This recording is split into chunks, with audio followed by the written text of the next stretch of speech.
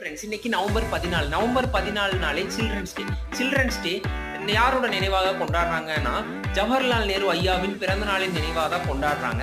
இன்னைக்கு ஜவஹர்லால் நேரு ஐயாவை பத்தின சில இன்ட்ரெஸ்டிங்கான ஃபேக்ட்ஸும் அவருடைய நினைவாக பொறிக்கப்பட்ட இந்த காயினை பற்றிய சில இன்ட்ரெஸ்டிங்கான ஃபேக்ட்ஸை பார்க்கலாங்க. இந்த காயின் 1989 மேனுஃபேக்சர் பண்ணப்பட்ட ஒரு காயின். இதோட wait 6 grams, thickness 1.6 mm, diameter 26 mm and composition copper 75% and nickel 25%. இவரே இந்தியாவின் முதல் பிரதமர்.